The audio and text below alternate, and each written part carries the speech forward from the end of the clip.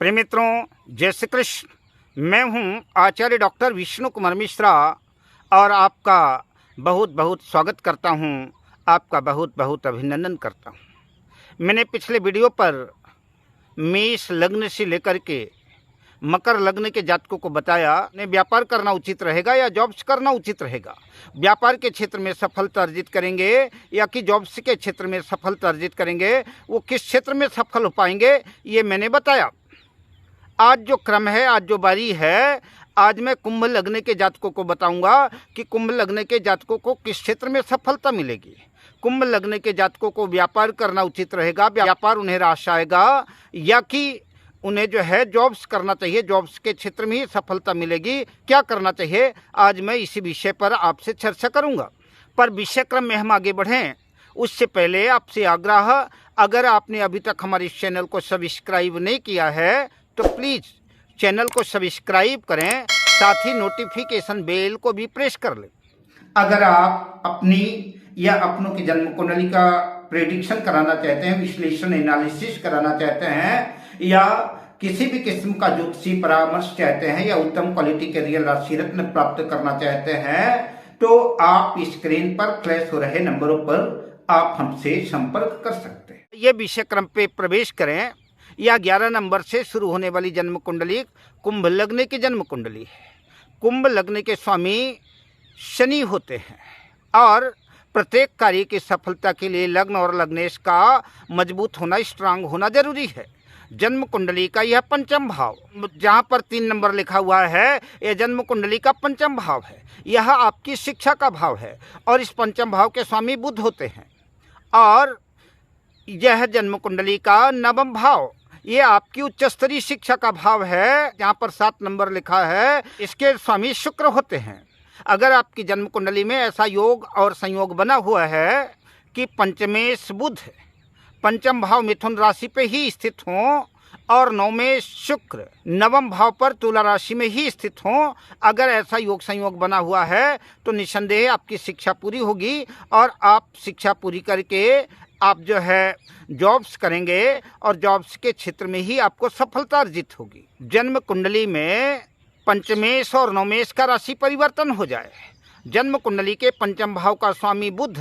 जाकर के जन्म कुंडली के नवम भाग्य भाव पर स्थित हो जाए, जहां पर 7 नंबर लिखा है शुक्र की राशि पर, और नवमेश शुक्र जन्म कुंडली के पंचम भाव पर जहां पर 3 नंबर लिखा हुआ है, अगर यहां आकर के स्थित हो जाए, बुध और शुक्र का राशि परिवर्तन हो जाएगा। आपकी जन्म कुंडली में ऐसा योग संयोग बना हुआ है, तब भी जो है आपकी शिक्षा दीक्षा पूरी होगी, आप उच्च स्तरीय जॉब करेंगे और जॉब के क्षेत्र में ही जो है आपको सफलता अर्जित होगी। आपको पढ़ना चाहिए, आपको मेहनत करके अच्छी जॉब्स करेंगे और जॉब्स के क्षेत्र में ही आपको सफलता अर्जित होगी। अगर आपकी जन्म कुंडली में ऐसा योग संयोग बना हुआ है कि लग्नेश शनि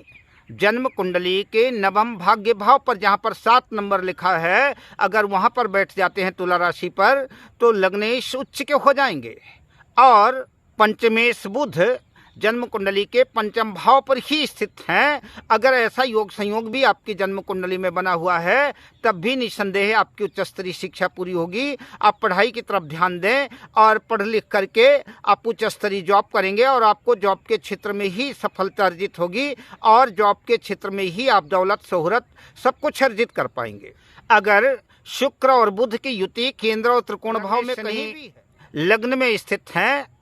या कि नवम भाग्य भाव पे स्थित है, अगर ऐसी स्थिति भी आपकी जन्म कुंडली में बना हुआ है, तब भी आपकी निसंदेह उच्च स्तरीय शिक्षा पूरी होगी और उच्च स्तरीय शिक्षा पूरी करके आप उच्च स्तरीय जॉब करेंगे और आप जॉब्स के लिए ही बने हैं और आपको जॉब से ही करना चाहिए। अगर आपकी जन्म कुंडली में शनि शुक्र और बुध की युति केंद्र त्रिकोण भाव में कहीं भी है, तब भी जो है आप पढ़ाई की तरफ ध्यान दें और तब भी आपकी उच्च स्तरीय शिक्षा पूरी होगी और आप एक अच्छी शिक्षा अर्जित करके एक अच्छे पद पर जो है आप पदस्थ होंगे और जॉब्स के क्षेत्र से ही जो है आप समस्त भौतिक संसाधन, मान सम्मान, जो है दौलत शोहरत सब कुछ अर्जित करेंगे। आपको जॉब्स करना चाहिए और आपको जॉब्स के क्षेत्र में ही सफलता। जन्म कुंडली का किसी भी भाव का स्वामी छठे 8वें भाव में चला जाए वो ठीक नहीं है, लेकिन अगर आपकी जन्म कुंडली का पंचमेश बुध जन्म कुंडली के 8वें भाव पर जहाँ पर जो है 6 नंबर लिखा हुआ है वो बुध की जो है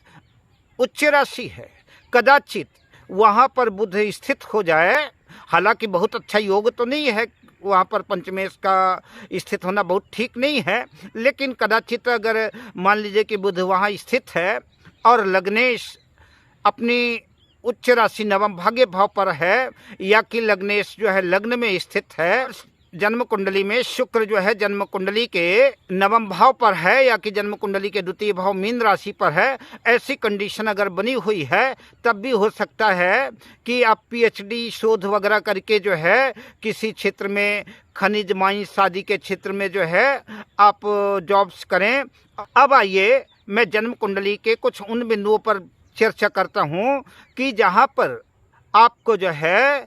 जॉब्स के क्षेत्र में ध्यान नहीं देना है, आपको बिजनेस के क्षेत्र में ही अपने करियर का चुनाव करना है और आप बिजनेस के क्षेत्र में ही सफल होंगे।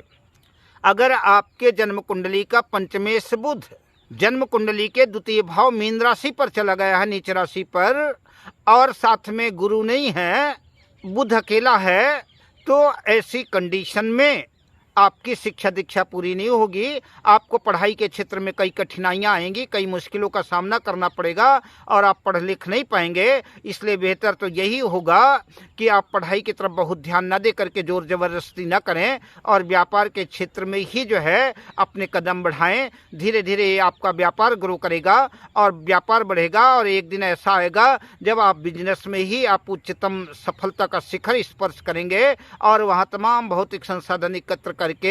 आप जो है अपने आप को खुशहाल महसूस करेंगे। आपको बिजनेस के क्षेत्र में ही कदम रखना चाहिए। अगर आपकी जन्म कुंडली का पंचमेश बुध जन्म कुंडली के 6ठे, 8वें और 12वें भाव में चला गया है, तब भी आपकी शिक्षा दीक्षा में कठिनाइयां आएंगी, तब भी आप पढ़ लिख नहीं पाएंगे, तब भी आपको व्यापार के क्षेत्र में ही कुंडली के पंचम भाव पर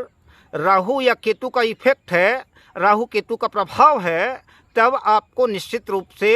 या कि पंचम भाव पर 2 से अधिक क्रूर ग्रहों का प्रभाव है, तब भी आपकी शिक्षा दीक्षा पूरी नहीं हो पाएगी, आप पढ़ नहीं पाएंगे। आपको शिक्षा के क्षेत्र में जोर जबरदस्ती न करके आपको अपना संपूर्ण ध्यान व्यापार की तरफ, बिजनेस की तरफ लगाना चाहिए और बिजनेस के क्षेत्र में ही सफल होंगे और बिजनेस के ही क्षेत्र में आप दौलत शोहरत सब कुछ अर्जित करेंगे। अब मैं आपसे लेता हूँ विदा, शुभकामनाओं के साथ। जय श्री कृष्ण।